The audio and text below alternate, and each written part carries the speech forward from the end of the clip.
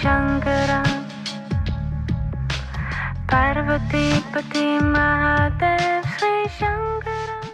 Namaste, it's Sahara Rose, and welcome back to the Highest Self podcast, a place where we discuss what makes you your soul's highest evolvement. I am speaking to you while watching a beautiful tropical thunderstorm go by me here in Miami, Florida. And what I love about living here in the tropics is just the weather is always continuously moving and shifting. You know, I lived in LA for 6 years before this, and in LA, the weather is quite the same every single day. It doesn't really feel so alive. Whereas here, the weather, the earth, it has a personality of its own. It has its own moods and temperaments and phases that it goes through. And it was just so sunny a few minutes ago, and now it's this beautiful, wild thunderstorm. And it's such a great example for ourselves in our own lives that we are not the same. That maybe we try to show up the exact same way every single day, but we are not the same person, especially as feminine beings who have different menstrual phases that we go through. We have our menstrual phase, follicular phase, ovulatory phase, luteal phase. We are affected by the moon cycles. We are affected by the seasons. We are affected by what's happening in the skies through astrology and so many other cyclical phases that affect us on an energetic level, as well as for men. And in our lives and in our dharmas, our soul's purposes, we also go through these seasons and shifts. One thing that I am always repeating is that your dharma is not just one thing. It's not just one job or one project that you do, but it's more so why you do it and how you do it. It's the way that you show up. It's the reason why you show up. It's your energetic frequency. It's the way that you can express things that no one else can. And that really is what your dharma is all about. However, for so many of us, we are so used to corporate jobs and positions that we have to be the exact same every single day.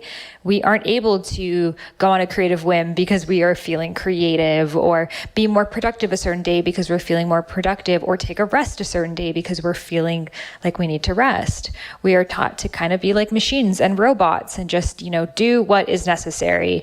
But most of us don't even go much further than that. So I feel like many people, because of 2020 and the quarantine and the pandemic, for the first time began asking themselves, is this really it? Is my life meant to be the same day lived over and over and over and over again?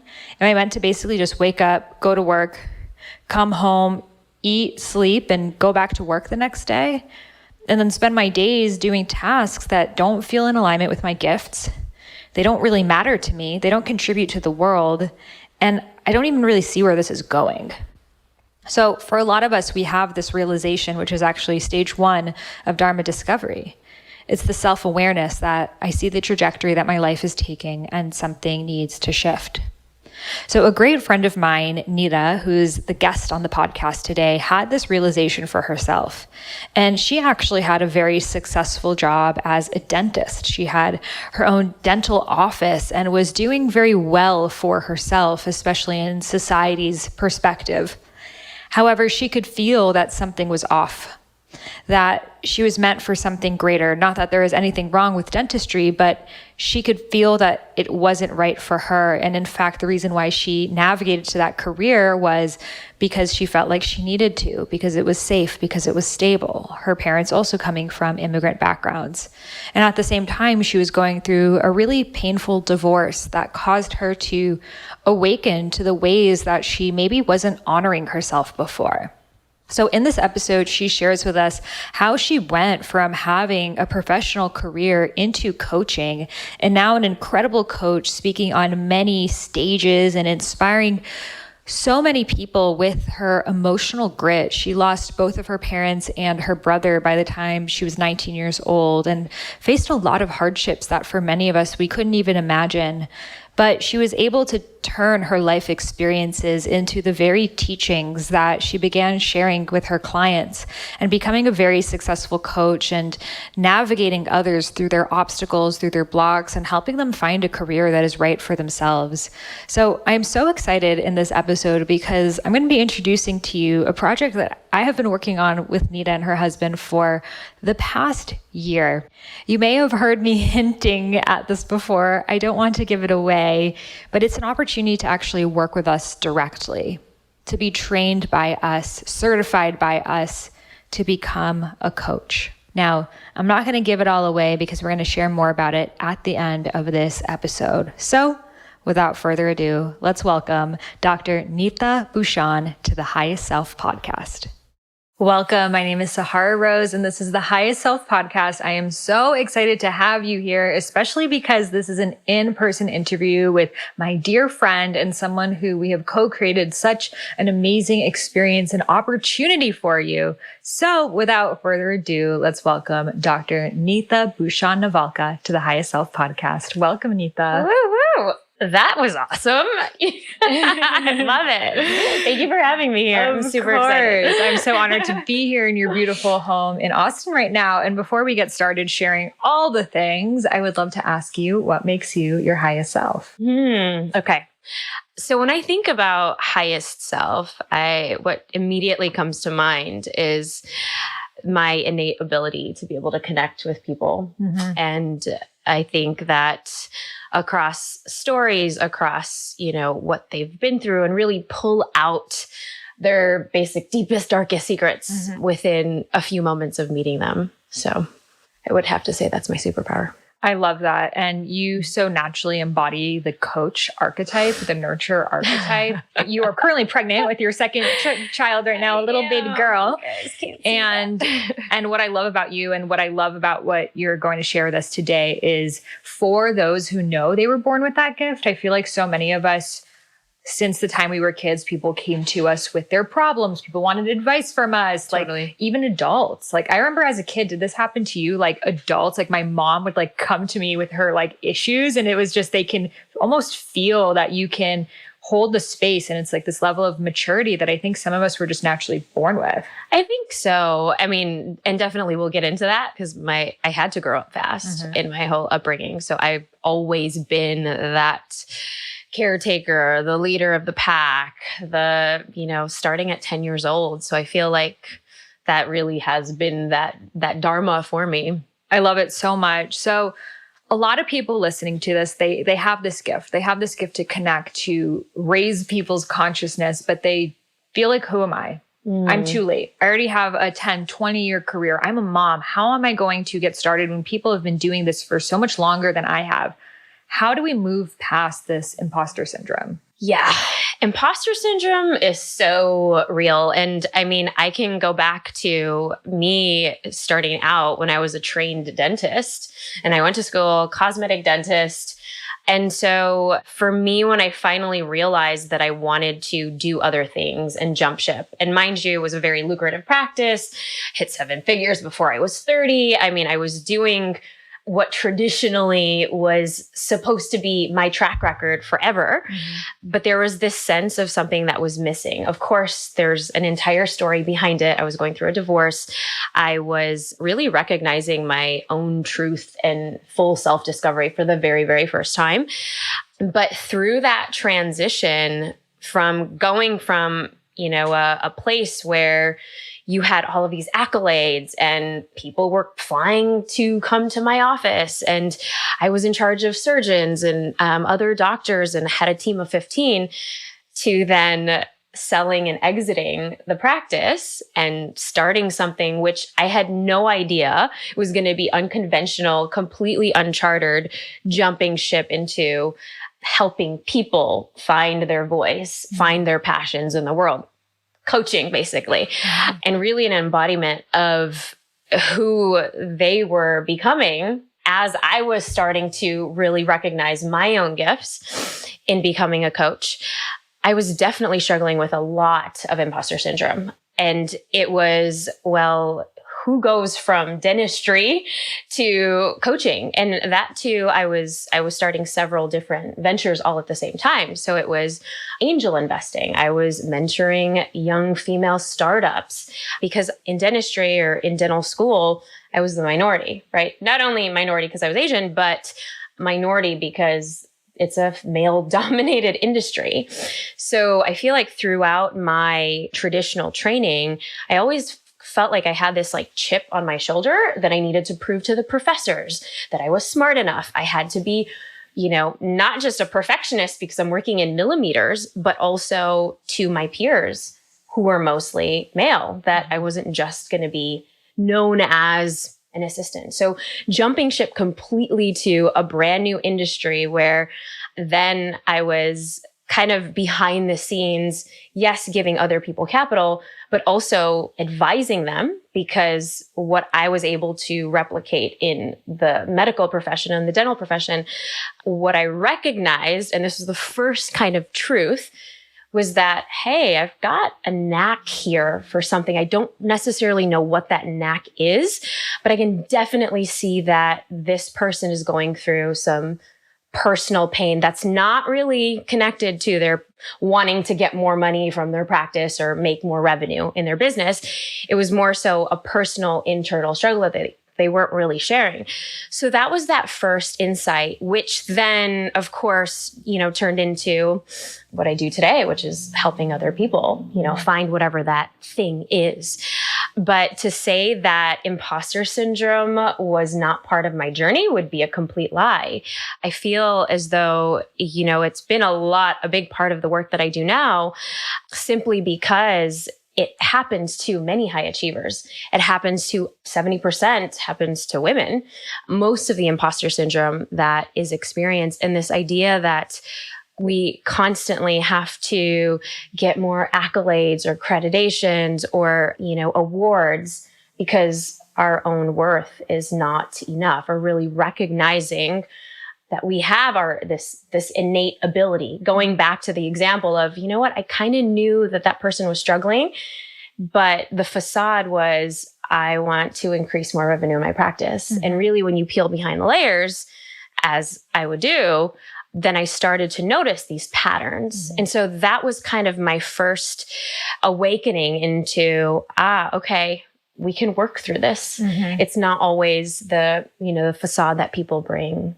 And just being able to connect as humans, which of course, many of you who are listening right now, you do that so well. You can probably pinpoint some of the things that they're going through that they're not even really telling you. I love that so much. And I think it's so important to note that no matter how much success you have, there's always going to be that feeling that you're not enough if you don't address the root cause of it. And I think so many of us, we jump from one thing to the next and we think that this is going to fill the void within ourselves. And we finish a project, we go to the next thing, we do this thing, we go to the next, and it's still never enough. And then on top of that, being a mother. Being a mother is just this constant cycle of probably feeling like you're behind, feeling like, oh, my fellow peers have so much more time on their hands and I don't have this time anymore. How has that now played into your role as a coach, as an entrepreneur, but now having this 2-year-old son and a baby? And what advice do you have for young mothers who are feeling this feeling of maybe guilt around should I be starting a new career right now? Should I be trying to be a coach? Should I wait till my kids grow up? How can we make peace with this desire within ourselves that does also want to create more? Yeah. Wow. It's such a powerful question. I mean, it's something that I get asked every single day, because not only do a lot of moms feel the guilt, the shame, the idea that, well, this is my life now. I've stepped into motherhood. This is who I am. And I think that going through this process right now with our second child and knowing some of the wisdom that I've garnered from having our 2-year-old, it was a big struggle, a huge identity struggle, and not gonna sugarcoat that at all. I think that the beauty that we have as women is that we have different phases and seasons of our life, and their phases and their seasons. It does not determine the trajectory that this is the path forever. I mean, your podcast is called the Highest Self Podcast, which means that we should be bringing our highest selves to our identity as a mother, which is just one string, to our identity of what makes us come alive. I talk about that a lot. It's one of my biggest keynotes. But what really makes us come alive, which could be a whole strew of maybe yoga, breath work, creative crafts, writing, coaching other people, helping other people in some ways, making, their homes more beautiful, sanctuary. So whatever that is that lights you up, I feel as though with the struggles of being a new mom and having to juggle it all, I think that a lot of times the guilt kind of overrides the passion that we want to have our own identity into something else. Because of course, your kids are only young once, right? And so that was my whole dynamic of, wow, I've truly succeeded in one career. And yes, while this new path kind of offers me a lot more freedom, which I'm so thankful for, like I have, my own hours and can film when he's asleep, or, you have that flexibility of working from home, which is amazing. But to recognize that this is just the path for me now as a mom, I would definitely say go for whatever makes you come alive. Mm-hmm. I mean, whatever brings forth your highest self. And this is the beauty of the work that we're in as mothers, right? We can either mother our babies, our projects that we have, that we want to birth out into the world, no pun intended, and also the mini humans that we are raising. And a lot of times it actually goes hand in hand. What I found during this past, few years into the throes of motherhood, not only it's had me kind of make decisions much faster, whereas before I'd be so indecisive and I would be ruminating about certain things that didn't really happen, or I thought in my head that I didn't perform as well, or I had really high expectations. Now, because you're juggling a mini human, you don't have time to dwell on the small things. You don't have time to, think, is that certification going to be right for me? Mm-hmm. Should I really be putting that content out there? You just do it, because every single day is a new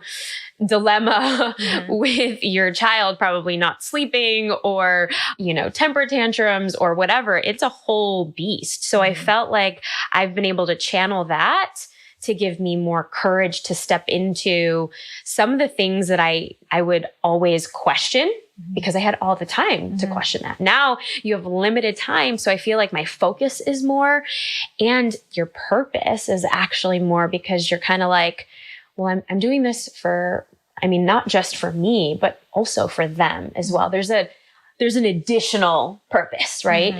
So I think for me, that's been the biggest reminder of, and I know you talk a lot about Dharma, but that's been the biggest reminder about my Dharma in this stage of my life. And that, yes, if you are a young mom and if you are struggling and if you think that your time and your boat has passed, that this is going to be your life right now, this is just a season. Just remember that it's just a season, and it's just a phase. And even if you carve out just 30 minutes or an hour a week, just devoted to you're gonna just be a better mother for your children. And not to mention for everyone around you. I love that so much. And I think that it is so important to remember that all things pass and we can make the most of our time. I feel like so often we're like, oh, I don't have time for personal growth or investing in my education or whatever else the thing is. But then how much time are you spending on social media each week? Like, how much time are you spending on Netflix or whatever else the thing is? And our kids, our projects, it's not going to end. It's just going to keep moving, right? So it's up to us to just decide to make the time, not wait for the time to appear. Because if we wait for that, like suddenly I just have nothing on my calendar, like that doesn't happen. Or if it does, you're probably going to be really anxious about why. Of course. But it's just like carving out that, going on a walk and listening to something that's going to like take you further in your life. And so your children can be like, wow, my mom, she did that, or I'm so proud of her, or I'm so inspired by her. And I think it's so important, especially kids can feel your energy. They can feel when you're depleted. They can feel when you're not feeling in alignment with your Dharma. And is that the example you want to give to your kids? So I think moms choosing themselves shows kids later on in life to also choose yourself too. Oh, 1,000%. 1000%. I mean, we cannot give from an empty cup, right? Obviously, the Buddha's teachings here, but we can't pour if our cup is literally empty or halfway empty. And obviously, you guys all know this, but it's such a great reminder because when we're in the throes of the craziness of motherhood, and believe me, I've been planning on this because in a few months, we're going to have 2. And it's just every single day, if there is some sort of situation where, he's 2.5, right? He's got his slew of emotions and he knows intuitively that some change is happening. We just moved here to Austin and also I'm pregnant. And so he's been very, very clingy. Now, I could actually kind of react and say, you know what, I'm just going to give it all up because I have to focus 100% on him right now. And some people would argue that that might be the best parenting. But I know for myself, and this is what happens when you truly, truly know what makes you come alive, what really lights you up, and you're on your path for your Dharma, that I would not be a great mother if I didn't have my own outlet. So you're right. Even if it's 5 minutes in the car when I'm going to drop him off at school, I'm listening to a podcast or, having just a little something in my, Audible that I'm just playing while I'm waiting to pick him up, or at the grocery store, if he's kind of like walking around with my husband, I'm popping in my headphones. So being able to seize the time that we do have, because as moms, time is so limited, and cherishing that. And I know we want to Netflix at the end of the day, but to just take that 15 minutes, because that accumulates over time. That is what we call really compounding effects over time, just for your own self-worth, self-confidence, your sanity. And it could be the best blessing that you can give your kids and everyone around you. I love that. And it's important advice for anyone. Sometimes we wait to make big decisions until we feel totally ready. And just to know, it's sometimes the 15 minutes you have in the grocery store, sometimes it's the walk that you take, and these little moments really do add up. And then you find yourself in a whole new career because of these pockets of time that would have just, floated by, and you would have probably not even done anything with it. So 1000%. Yes. I've seen that so much in my own journey as well. So you have trained so many coaches. You are a coach. You've been in this industry now for so many years. A lot of our listeners, they're interested in being a coach. They don't know if it's right for them. What do you think makes a good coach? Yeah. So I think that the biggest factors that go into being an extraordinary coach, writing a few books on literally how to be a coach and the business book of coaching, I think that it starts out with really understanding your own sense of self. You have to really understand your gifts and what value you're adding to whatever conversation. And you probably know that you're the person that everyone goes to for advice, for help, and you're giving people the time, freely, which could be 30 minutes or hours on end, right? And you know that they're so transformed, or you've left them a completely different person than when you first started. So really being able to kind of notice the patterns that happen and actually take that awareness. So really it starts with that self-awareness of, okay, I'm noticing that I'm doing something and really owning it. Because a lot of times people will tell you, right, you're so good at this. You should really do something with that. Like, you're giving people so much advice. Like, the first time I heard this, and I had to grow up early, I lost my parents when I was much younger. And so I was always into health and fitness because of my own past traumas and triggers. Of course, I was orphaned before I was 19. And so I was always, which is why I went to medicine, and I wanted to really be, it's of course, my Dharma to be nurturing and caring. But at the same time, it was, people were always like, you should go into nutrition. You should do something with health. Like, all of these hacks.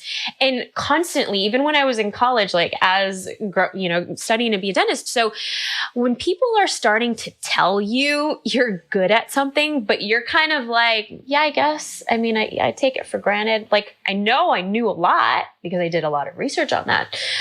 But what I didn't know was, how was that piece going to fit into my overall Dharma, right? My overall kind of plan and trajectory of what I was building and creating.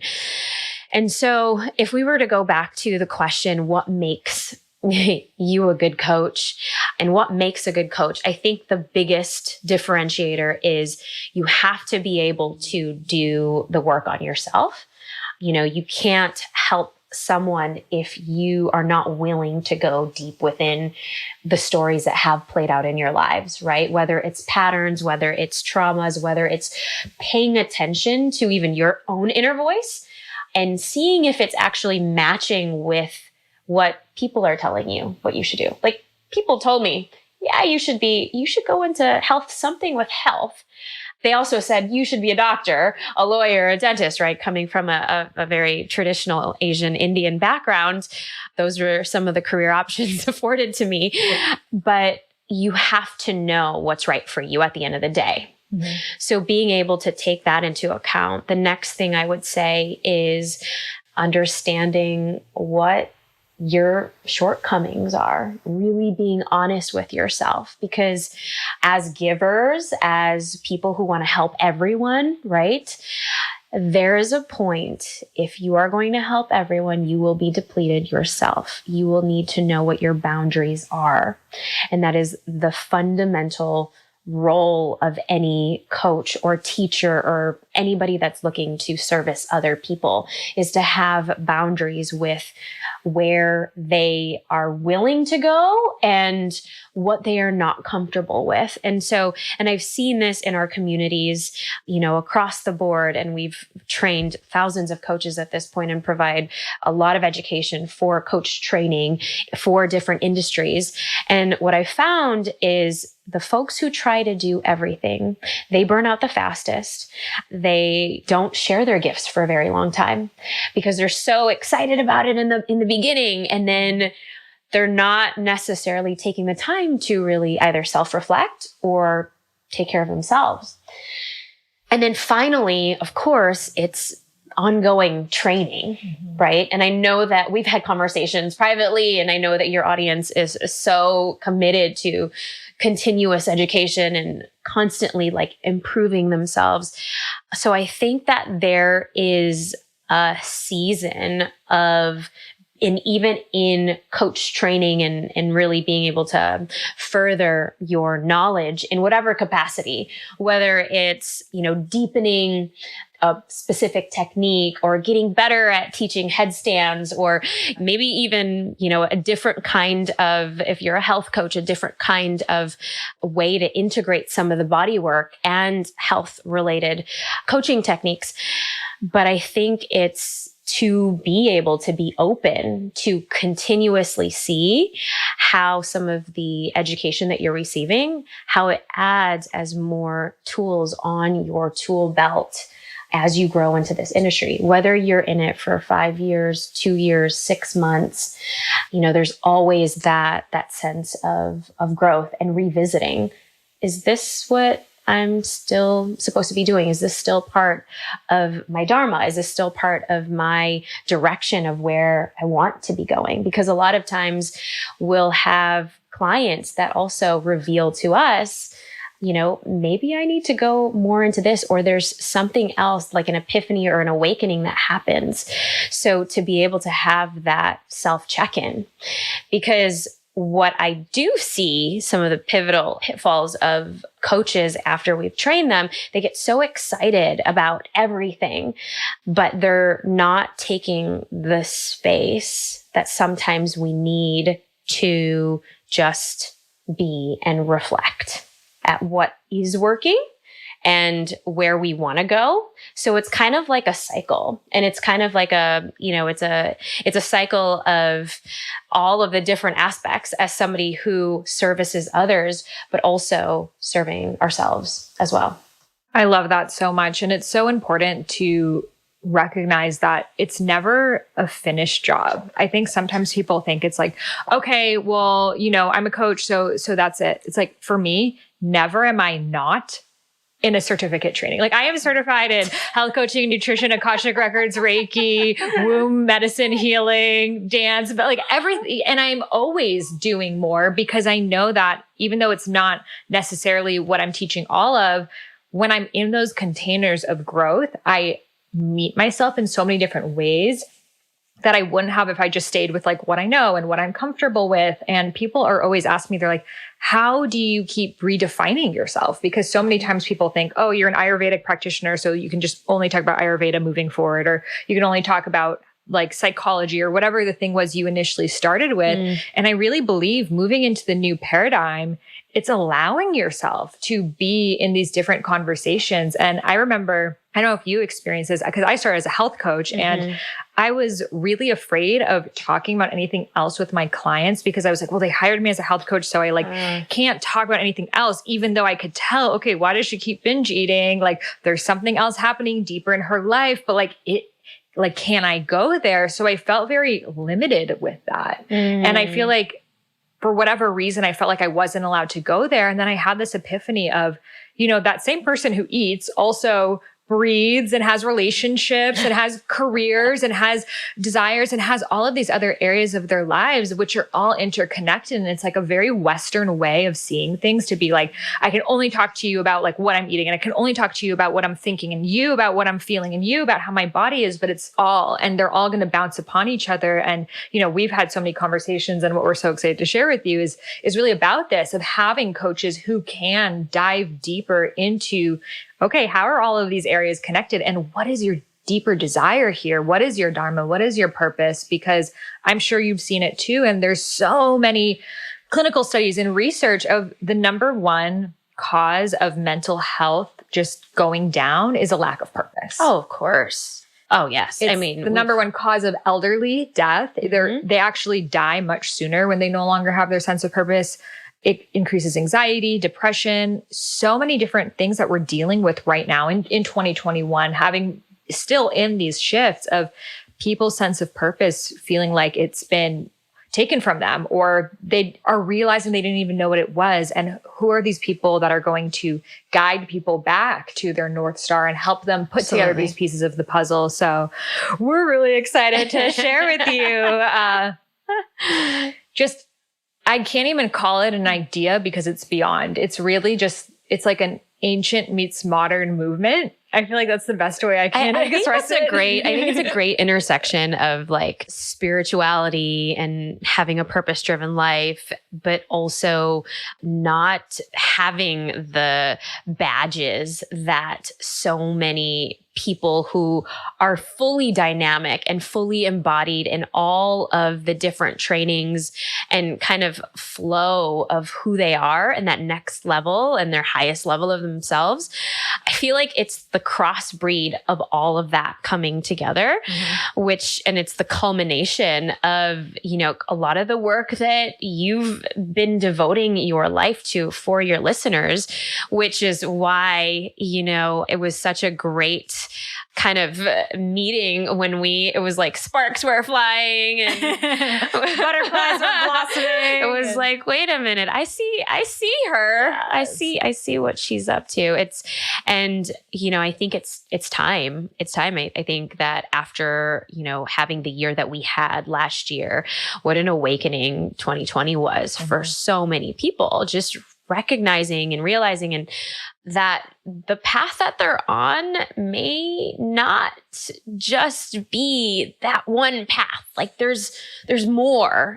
And whatever that is still maybe not cultivated completely yet.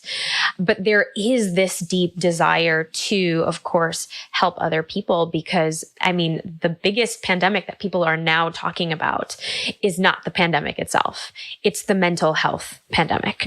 And this it's obviously based on my very first book, Emotional Grit. That was like my transitioning from dentistry into the work that I do now, but really being able to kind of tie that piece in with you, and which is why we're so excited to share.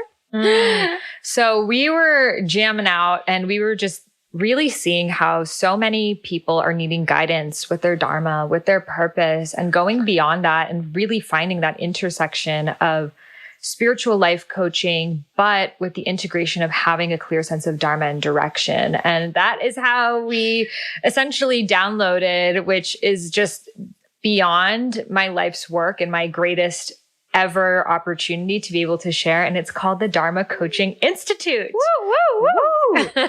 So Dharma Coaching Institute is the first and only institute out there that certifies Dharma coaches. So as a Dharma coach, you will actually be trained to be able to help other people find their Dharma. And it's also a double certification. So you'll also be certified as a spiritual life coach. So we are really just at the beginning of people realizing that, hey, I haven't been living in alignment with my purpose, maybe ever. And I talk about the 5 stages of Dharma, and the first stage is that self-awareness of I see the trajectory of my life and something needs to shift. For you, it was out of dentistry of like, I can't do crowns anymore, honey. Like I need to put my crown on and like move forward. And so many people are having that right now of what else is out there for me. And it's actually just like the tip of the iceberg, right? Oh, and for totally. people listening to this, they're already aware they've been questioning their purpose. But for a lot of people too, it's like they haven't found that right fit. Like for me, when I was like a health coach, I felt fractioned if I can only talk about health or, a lot of times.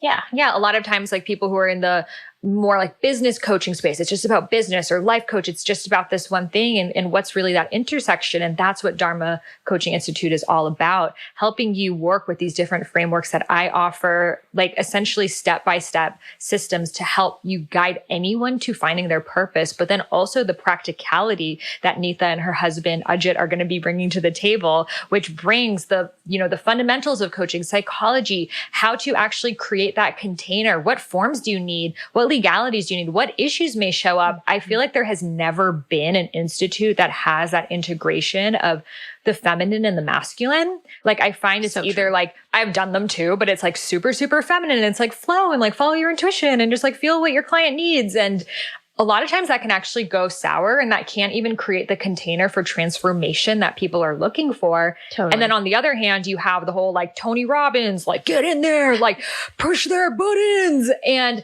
it can actually create someone's ego to really flare up and get defensive and to go even more along that. And, in my years of coaching and your years of coaching, you realize it's a balance, and it takes that nuance of being able to step into your feminine and masculine, and also to guide people towards their North Star. Like, absolutely. I mean, there's so much that's out there, and you all know this, but there's nothing where it gives people the permission and the freedom to not be boxed. It's one of the reasons why I left medicine and dentistry.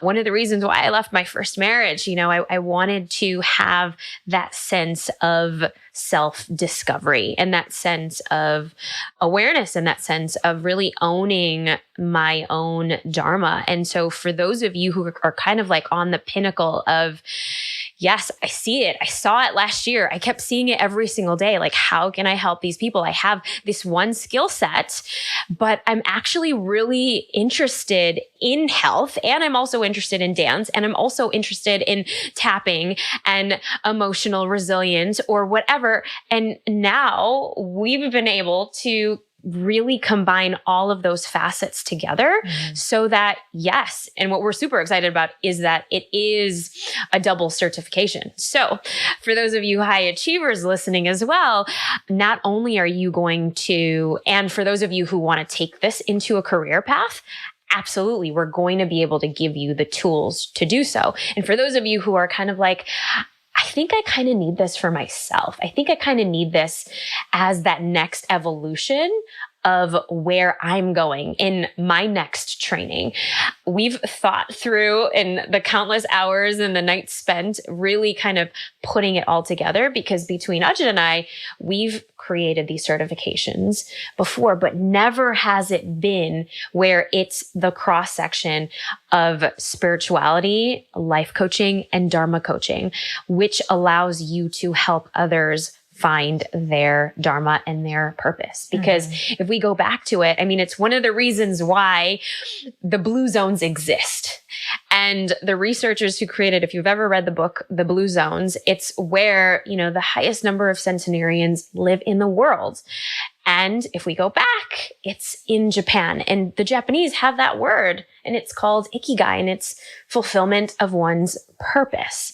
Well, Dharma, if we go back to it, obviously that's our truth. That's our purpose. So to know that people and communities are thriving and they're living past 100 because there is a cross section of how they're living, how they're expressing themselves in the world, even at 100 years old, you can start this journey with us now, helping other people at this stage, at this intersection of life.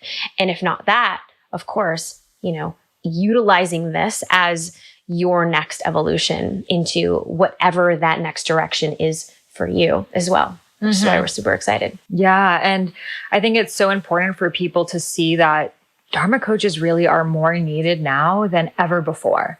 Like we are in a time of the biggest job loss in modern history. It hasn't ever been like this. It's truly unprecedented. And I hate that word because everyone keeps saying it, but it is, It really is. And not only job loss, career shifts, careers going online, and then dynamics shifting with that. And then the awakening that's happening behind that. And then people realizing, well, I'm so much more than just my job. And like, what's my, because your Dharma is not your career. It's not just one job. It's your so life. much greater than that. Your career can be a manifestation of your Dharma, but your Dharma is your soul's purpose. It's your mission statement. And I would say the majority of people around the world haven't even thought about what that is for them. And they're beginning that process now of remembering. So who are going to be the people who can support them when we know what it's like to have an existential crisis or spiritual awakening, and like how deeply our coaches and mentors guided us along the way.